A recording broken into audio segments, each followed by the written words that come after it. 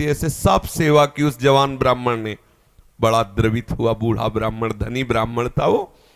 तो गोपाल जी के दर्शन जब करने गया तो उसने कहा, बेटा तुमने बहुत सेवा की है, तुम्हें क्या दे सकता हूं? मेरे एक बेटी है, बहुत सुंदर है बेटी, और बहुत धन संपत्ति है, मैं तुम्हें दूंगा। बोले देखो बाबा, तुम तो यहाँ बोल रहे हो, घर में तुम्हारे जवान लड़के हैं, हमारी पिटाई करेंगे। बोले हम गोपाल जी को साक्षी करके कहते हैं कि अपनी बेटी का ब्याह तुम्हारे से करवा दूंगा और संपत्ति भी दूंगा। बात हो गई।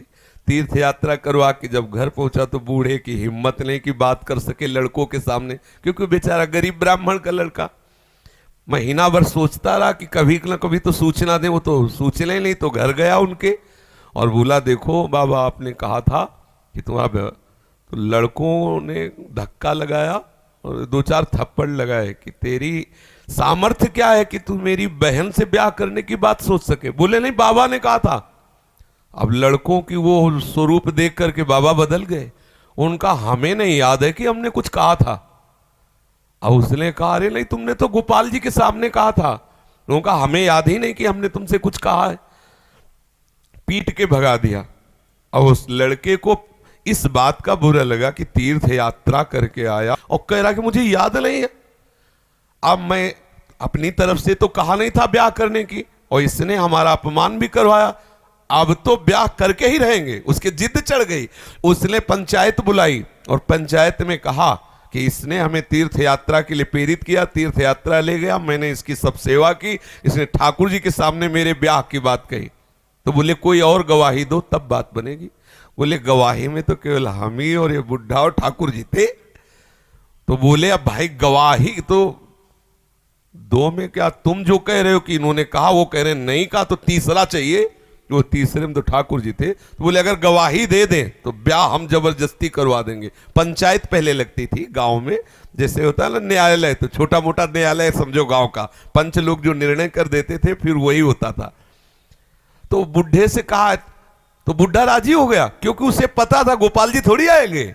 उसने कहा अगर गोपाल जी कह दें पंचों के बीच में आके कि हाँ हमारे सामने ब्याह की बात हुई थी, तो अब किसी की बात नहीं मानेंगे, हम ब्याह कर देंगे। लड़के भी राजी हो गए, क्योंकि सबको पता था कि कोई ठाकुर जी मूर्ति थोड़ी चल के आएगी। और उसने मूर्ति नहीं माना था, उसने साक्षात ठाकुर जी माना था। आया वृंदावन और ठाकुर जी का शयन हो गया था।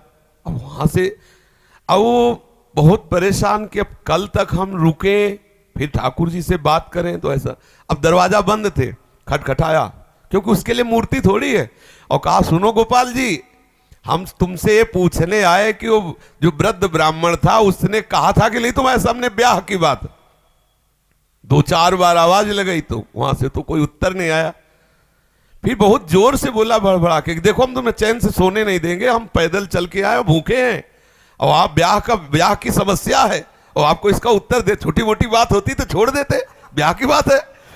ठाकुर जी ने अंदर से कहा मूर्ति कहीं चलती है, वहां चल के, जब बोले मूर्ति बोलती तो चलेगी क्यों नहीं। ठाकुर जी फंस गए।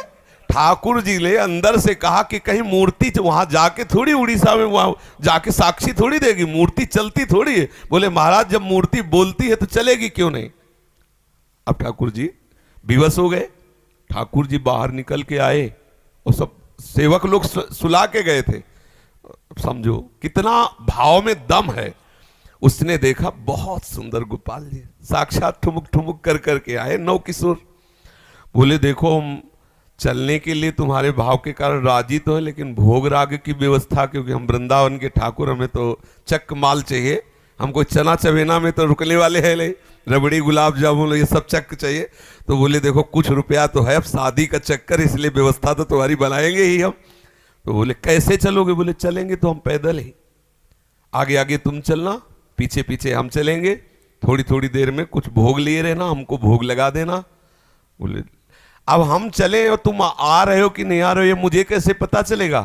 बोले नूपुरों की ध्वनि तुम्हें सुनाई देगी, अगर पीछे मुड़ के देख लिया तो जहां से मुड़ोगे वही हम खड़े हो जाएंगे, आगे नहीं चलेंगे। बात तय हो गई, चल दिए ठाकुर जी। अब आप देखो क्या मूर्ति है।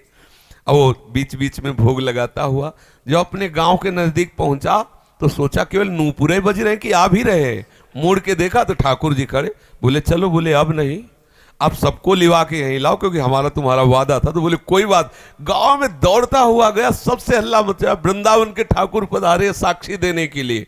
अब तो भीड़ इकट्ठा, साक्षात ठाकुर। अब सब पंच आ गए, तो अब पंचों के सामने बुढ़े को कुछ बोलने की हिम्मत नहीं रही।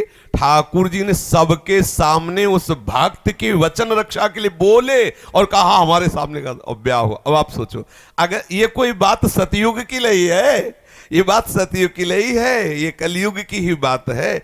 हमारी श्रद्धा, हमारा विश्वास, जैसी हम भावना, अगर ठाकुर को मान लिया कि मूर्ति है तो मूर्ति ही रहेंगे, अगर मान लिया कि हम भले नहीं समझ पा रहे लेकिन हमारे ठाकुर है, तो एक दिन वो समझा देंगे कि वो ठाकुर है।